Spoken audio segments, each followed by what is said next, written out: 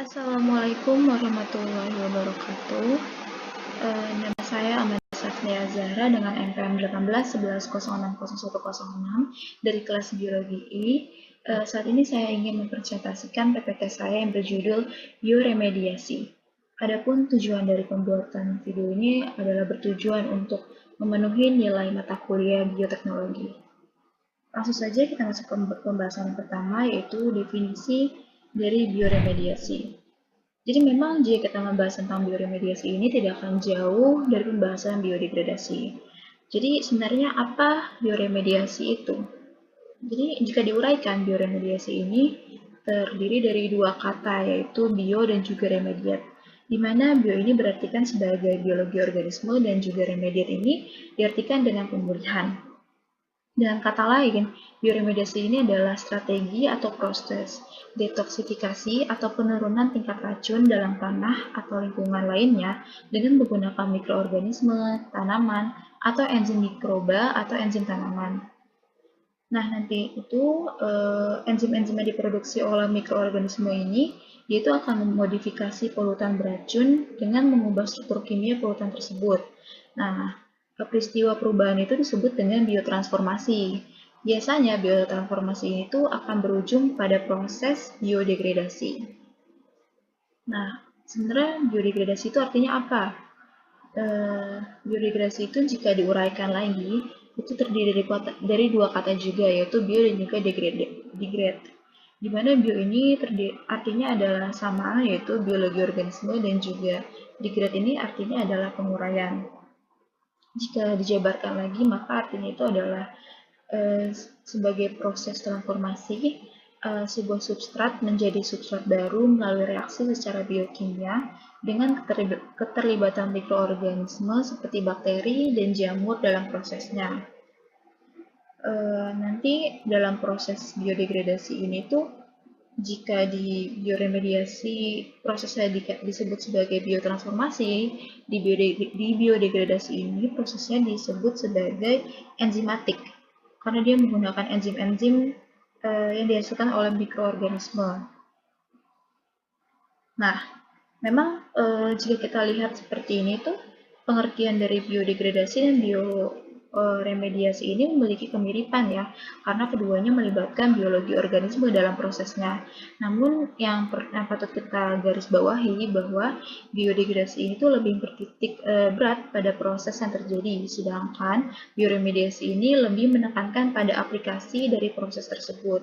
Makanya itu pada pembahasan kali ini saya hanya lebih memfokuskan pada bioremediasi karena memang biodegradasi ini pembahasannya itu lebih cocok ke arah biokimia, sedangkan bioremediasi ini adalah ke arah bioteknologi. Langsung kita masuk ke pembahasan berikutnya.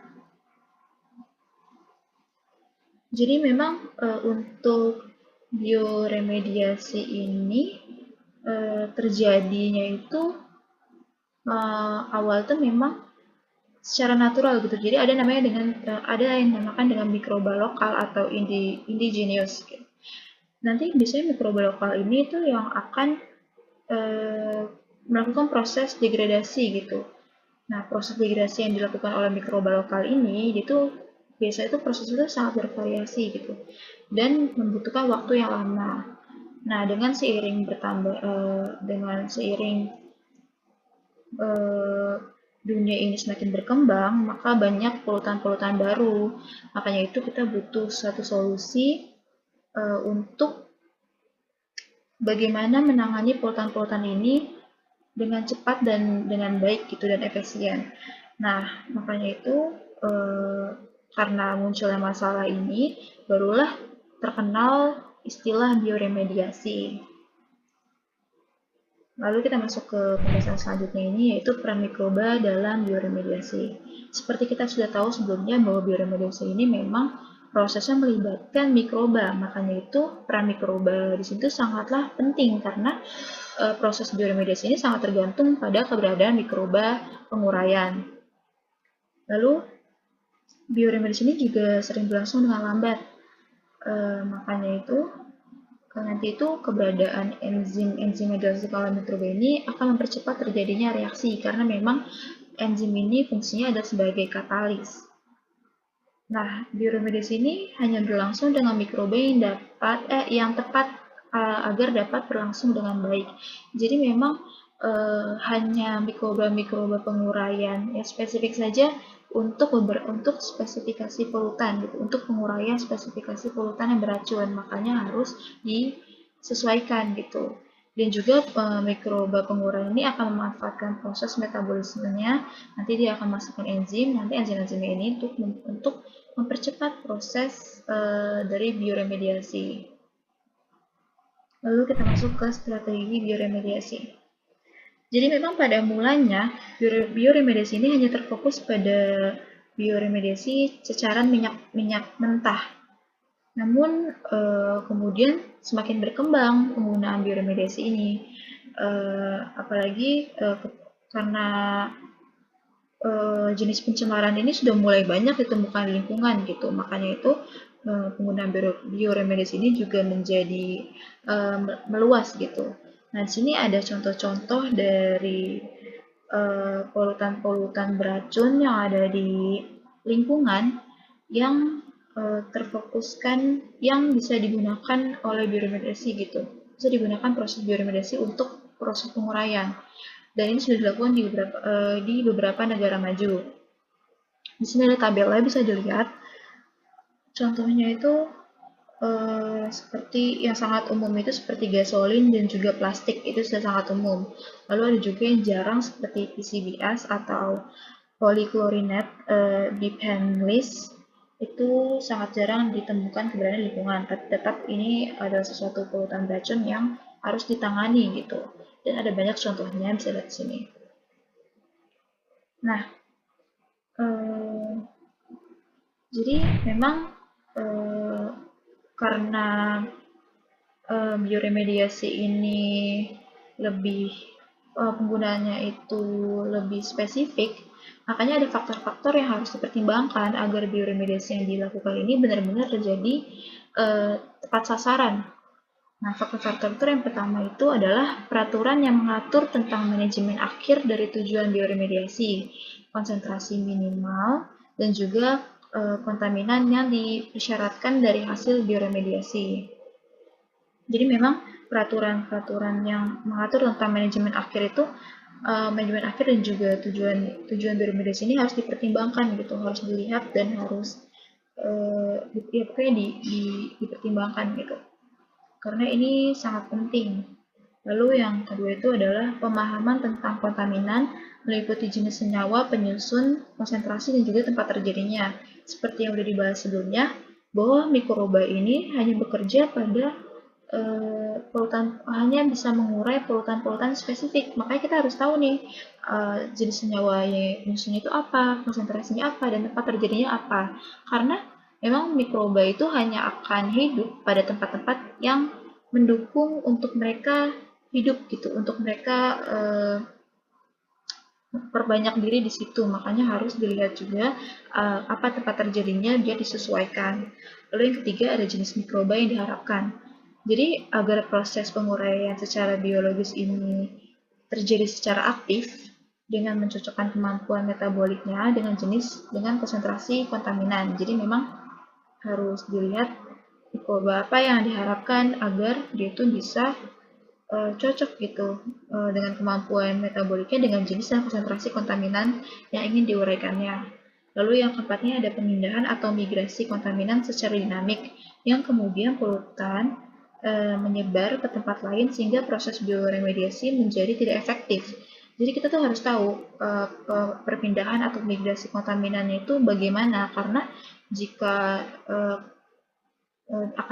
dia terjadi, jika dia ada kemungkinan untuk ada proses polutan ini akan menyebar ke tempat lain, kita harus tahu sebelumnya agar hal ini bisa ditangani sebelumnya gitu. Kita sudah memiliki rencana bagaimana untuk menangani hal ini gitu. Lalu kita masuk ke pembahasan selanjutnya, yaitu teknik-teknik bioremediasi. Jadi memang jika berdasarkan tempat pelaksanaannya, kegiatan bioremediasi ini tuh dibagi menjadi dua, yaitu bioremediasi in situ dan juga ex situ. Di mana di bioremediasi in situ ini diartikan sebagai teknik penguraian senyawa berbahaya yang diuraikan secara biologi di lingkungan asalnya. Jadi kita ambil contoh, misalnya ada suatu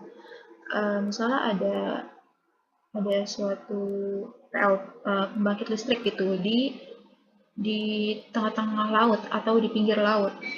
Nanti lalu ada terjadi kebocoran atau minyaknya yang tumpah ke laut. Nah, hal ini kan bisa menyebabkan ketidakseimbangan ya di biota laut. Makanya itu kita bisa menggunakan bioremediasi untuk mengurai polutan-polutan dari minyak yang tumpah ke laut itu. Nah, penguraian itu bisa langsung dilakukan di tempat itu, di laut itu langsung. Nah, bioremediasi yang dilakukan langsung di tempat polutan itu dinamakan dengan bioremediasi in situ. Lalu bioremediasi in situ ini dibagi menjadi beberapa teknik gitu. Yang pertama itu ada bioremediasi intrinsik, di mana teknik bioremediasi ini dikendalikan dengan cara memantau proses penguraian untuk memastikan bahwa proses bioremediasi ini masih berlangsung. Nah, bioremediasi intrinsik ini biasanya dilakukan pada lokasi di mana laju penguraiannya terjadi lebih besar daripada laju perpindahan kontaminan ke tempat lain. Lalu proses yang terjadi ini bisa secara alami tidak hanya terbatas pada proses bioremediasi atau reaksi biologisnya, tetapi juga pada proses lain meliputi pengenceran, lalu ada dispersi, penyerapan, penguapan, reaksi kimia seperti oksidasi, reduksi, dan juga stabilisasi. Lalu yang kedua ini ada bioremediasi biostimulasi. Nah, untuk bioremediasi biostimulasi ini memang ini adalah proses penambahan suatu nutrisi dan oksigen ke dalam suatu situs atau tempat yang tercemar, yang bertujuan itu untuk mendukung pertumbuhan dan aktivitas bakteri yang ada di dalam tempat tercemaran itu. Nah, peningkatan laju penguraian dengan cara menambahkan stimulan ini untuk memodifikasi lingkungan dan meminimalisasi faktor pembatas disebut dengan bioremediasi biostimulasi. Jadi itu pengertiannya. Nah, stimulasi ini tuh harus mampu mengaktifkan mikroba lokal atau indigenous ini sebagai agen pengurai. Lalu bioremediasi ini juga biasanya diaplikasikan di zona pedosa tanah, di air tanah, dan juga sedimen. Nah, di sini ada di gambar yang paling kiri ini adalah gambar dari teknik bioremediasi dengan cara bioventing. Jadi memang zona tanah yang berada di antara permukaan tanah dan muka air tanah ini disebut sebagai zona fedosa. Nah, zona ini bersifat penting untuk menahan pergerakan pencemaran ke dalam air tanah. Lalu pergerakan pencemaran pada zona pendosa ini ditentukan oleh sifat, karakteristik fisik, dan kimia tanah, serta jenis pencemarannya. Jadi memang harus diperhatikan faktor-faktor itu ya. Lalu pada saat kontaminan berada pada zona ini, aktivitas biologis ini biasanya itu sangat minim atau sangat miskin gitu. Makanya penambahan perlakuan atau stimulasi dilakukan untuk mengaktifasi baik mikroba aerobik dan juga anaerobik. Nah, teknologi yang umum digunakan adalah bioventing. Nih, seperti gambar yang ada di kiri ini adalah bioventing yang bisa digunakan pada zona perdosa tanah, di mana berdasarkan pemberian stimulannya ini, bioventing ini dipisahkan menjadi bioventing aerobik atau suplai oksigen dan nutrisi, dan juga bioventing anaerobik, di mana dia ini tanpa suplai oksigen, tapi dia penambah nutrisi dan juga donor elektron. Nah, dan bioventing kometabolik atau membaca atau ini penambahan substrat organik seperti propana. Lalu ada bioremediasi pada air tanah dan zona tanah jenuh. Nah, untuk aplikasi bioremediasi pada zona ini itu dapat dilakukan dengan membuat penghalang reaktif biologi atau biosparging. Nah, biosparging ini tuh bisa dilihat gambarnya itu yang ada di tengah ini. Biosparging atau biosloping ya, ini yang ada di tengah ini, dan itu penghalang aktif dari biologis ini terletak pada zona tertentu dan yang aktif melakukan proses bioremediasi. Lalu dalam proses itu memanfaatkan mikroba aerobik dan anaerobik. Nah, materi penghalang yang tersusun atas campuran pasir, nutrisi ini biasanya itu bahan organik seperti pupuk kandang dan juga kompos, dan materi lainnya yang bersifat oksidator atau reduktor. Nah, kontaminasi akan terurai ketika air tanah ini melewati dan terperangkap dalam penghalang reaktif biologisnya. Jadi ini adalah gambar dari bioslurping. Yang tengah ini, baru yang sebelah kanan ini adalah bioremediasi dengan teknik biosparging yang sebelah kanan ini. Jadi biosparging ini memang melibatkan injeksi gas atau oksigen ke dalam air tanah. Nah, injeksi ini juga terkadang dikombinasikan dengan penambahan beberapa nutrisi. Lalu mikroba ini nanti itu akan aktif dan laju penguraian itu akan meningkat dengan penambahan oksigen dan juga nutrisi. Nah, mulai teknik inilah kontak antara tanah dan air tanah akan meningkat.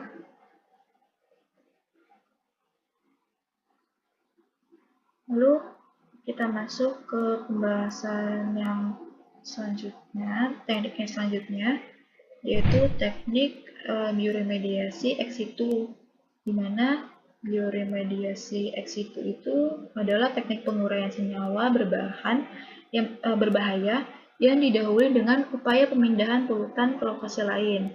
Jadi kalau in situ tadi itu dia langsung diuraikan di tempat polutan itu berada, kalau yang ex situ ini polutannya atau cemarannya itu dipindahkan dulu, baru nanti akan diuraikan dan dilakukan proses bioremediasi. Nah, untuk bioremediasi ex situ ini juga matriks yang di ini tuh ada dia tuh dikembangkan sangat tergantung dari matriks yang terkontaminasi, seperti kayak apakah berupa tanah atau campuran antara air dan tanah serta air gitu. Jadi ada 3 teknik bioremediasi ex situ yang umumnya digunakan untuk tanah yang terkontaminasi, yaitu ada land farming, ada pengomposan atau composting, dan juga biopiles. Jika diartikan, land farming itu atau juga disebut sebagai mekanisme pengolahan tanah mengandalkan mikroba aerobik sebagai agen penguraian. Nah, teknik ini tuh sangat cocok untuk menguraikan jenis senyawa kontaminan yang memiliki sifat fisika tidak mudah menguap. Lalu pengolahan tanah juga dilakukan secara periodik dengan harapan agar mikroba aerobik secara aktif hidup dan melimpah gitu. Lalu perlakuan berupa pengendalian kelembapan, penambahan nutrisi, dan stabilitas pH diperlukan untuk memfasilitasi tumbuh serta berkembangnya mikroba lokal atau indigenous ini. Nah, teknik ini itu merupakan teknik bioremediasi yang paling mudah. Jadi memang land farming ini yang paling umum dan paling mudah dilakukan. Lalu untuk teknik yang kedua yaitu teknik pengomposan atau composting, ini adalah teknik bioremediasi dengan mengkombinasikan tanah tercemar dengan limbah organik yang tidak berbahaya atau yang disebut dengan bulkagens, serta limbah seperti contohnya itu limbah organik yang berbahaya itu seperti limbah pertanian, lalu ada serasa, jerami, kayu, dan lain-lain sebagainya. Jadi selama proses pengomposan ini terjadi, populasi dan jenis mikroba sangatlah dinamik untuk berubah. Makanya hal ini tuh dikarenakan karena proses pengomposan terjadi melalui 3 tahap, yaitu mesofilik, termofilik, dan tahapan terakhir atau maturasi. Nah, pada awal proses pengomposan, bakteri mesofilik itu sangat dominan, dan setelah suhu mencapai 40 derajat Celcius, bakteri termofilik dan jamur muncul. Lalu pada saat suhu mencapai 60 derajat Celcius, nanti itu aktivitas dari mikroba dan akan menurun, dan saat suhu kembali normal itulah mesofilik mikroba itu akan kembali aktif. Jadi itu proses dari pengomposan. Nah, untuk biopeles, jadi biopeles ini tuh dapat dikatakan sebagai teknik bioremediasi yang merupakan perbaikan dari teknik land farming dan pengomposan. Jadi nanti itu prosesnya itu pipa-pipa itu disetting sedemikian rupa pada tumpukan kontaminan sehingga aerasi menjadi meningkat. Nah, dengan demikian indigenous mikroba mikroba itu akan terstimulasi untuk tumbuh secara aktif. Nah, biopellets ini tuh sangat cocok diaplikasikan di mana kontaminan itu berada pada lapisan atas. Jadi dia tuh cocok dilakukan pada kontaminan polutan-polutan yang berada eh, di atas tanah gitu. Nah, nanti pipa aerasi ini ditempatkan pada kedalaman 2-3 meter, sementara tanah yang terkontaminasi ini berada di atas. Lalu aliran udara yang diberikan itu harus diatur untuk mengoptimalkan proses degradasi dan mencegah terjadinya penguapan. Jika nanti konsentrasi dari kontaminan ini banyak atau tinggi dan mudah menguap, maka tanah terkontaminasi ini harus ditutup rapat. Lalu nanti mikroba yang hadir ini adalah mikroba mesofilik bekerja pada suhu antara 10 sampai 45 derajat Celcius. Jadi itu teknik bioremediasi. Lalu kita masuk ke pembahasan yang terakhir, yaitu adanya keuntungan dan kerugian dari bioremediasi. Nah, untuk keuntungan dan kerugian bioremediasi secara umum ini bisa kita lihat. Untuk keuntungannya dulu, yang pertama itu adalah proses penguraian terjadi secara alami. Jadi memang populasi mikroba akan meningkat ketika proses penguraian terjadi dan akan menurun ketika proses penguraian selesai. Dan produk akhir penguraian adalah senyawa yang aman, yaitu berupa air dan CO2. Jadi kan memang seperti yang tadi sudah dibahas di awal pembahasan bahwa sebenarnya biodegradasi ini sudah terjadi secara alami, tapi kita membutuhkan suatu solusi untuk melakukan penguraian secara cepat gitu, karena memang jika terjadi secara alami itu penguraiannya tergolong lamban, makanya itu ada bioremediasi. Nah, walaupun dia itu menggunakan teknologi bioremediasi untuk mempercepat, tapi tetap proses penguraiannya itu terjadi secara alami, makanya dia tidak merusak lagi. Dan hasil akhirnya juga senyawa yang aman, yaitu berupa air dan juga CO2 atau karbon dioksida. Lalu untuk metodenya itu dia sederhana dan mudah diaplikasikan. Jadi untuk penguraian secara permanen berbagai macam tipe kontaminan, itu merubah senyawa berbahaya menjadi senyawa yang kurang atau tidak berbahaya, dan bukan merupakan proses memindahkan kontaminan dari fase atau matriksnya. Lalu dia dapat dilakukan pada lokasi terjadinya pencemaran in situ dan tidak menyebabkan kerusakan lain yang lebih parah. Lalu yang selanjutnya, keuntungannya adalah teknologi dengan biaya yang sangat murah, dan itu 10 kali lebih murah dibandingkan secara fisika dan kimia. Jadi memang solusi bioremediasi ini lebih murah dibandingkan dengan solusi fisika atau solusi kimia gitu. Lalu dia itu bersifat fleksibel atau cocok bila dikomunikasikan dengan berbagai macam perlakuan dan teknologi lain. Lalu yang terakhir, dia itu juga bersifat ramah lingkungan atau environmental friendly dan diterima secara luas. Nah, untuk kerugiannya sendiri ini, yang pertama ini dia itu sangat dibatasi oleh tipe kontaminan yang sulit terurai dan proses penguraiannya terkadang berjalan lambat. Kayak kita tahu bahwa mikroba ini dia bekerjanya itu hanya untuk polutan-polutan tertentu, makanya itu dia dibatasi oleh tipe-tipe kontaminannya ini. Dan memang kerjanya itu terkadang tuh berjalan dengan lambat. Lalu beberapa hasil penguraian ini menghasilkan bahan dengan toksisitas yang lebih berbahaya dibandingkan dengan senyawa awalnya. Jadi ini memang harus diperhatikan bagaimana nanti hasil mikrobanya itu yang diharapkan apa, karena jika tidak tuh dia malah akan menghasilkan polutan-polutan yang lebih bahan-bahan yang lebih toksisitas gitu daripada dibandingkan dengan senyawa awalnya, makanya itu harus dipertimbangkan, harus benar diperhatikan gitu. Lalu dia itu juga memerlukan penanganan yang khusus. Jadi memang beberapa faktor perlu dipertimbangkan agar proses penguraian itu benar-benar berjalan dengan baik dan hasilnya itu seperti yang diharapkan gitu. Memang hasil itu sulit diprediksi atau diinterpolasi. Makanya itu perlu monitoring evaluasi yang matang dan reguler atau secara terus-menerus gitu ya, yang dapat dipertanggungjawabkan. Lalu kerugian selanjutnya adalah Perencanaan yang matang untuk aplikasi bioremediasi ini dimulai dari identifikasi tipe kontaminan, lalu lingkungan, tersedia mikroba lokal, bioavailabilitas, dan juga biodegradabilitasnya. Jadi memang perencanaan itu dibuatkannya itu harus spesifik, harus semuanya diperhatikan sehingga nanti tidak ada konsistensi hasil yang diperoleh juga dari uji coba laboratorium itu dapat di, dipantau gitu ya. Lalu dia membutuhkan waktu yang relatif lebih lambat jika dibandingkan dengan teknologi lainnya. Lalu memang belum ada regulasi yang dapat diterima untuk menetapkan kriteria bioremediasi secara menyeluruh. Nah, persepsi tentang sebuah teknologi baru ini juga jadi maksudnya itu belum teruji keberadaannya. Mungkin saja mempengaruhi pemilihan teknik bioremediasinya. Jadi, itulah pembahasan dari bioremediasi.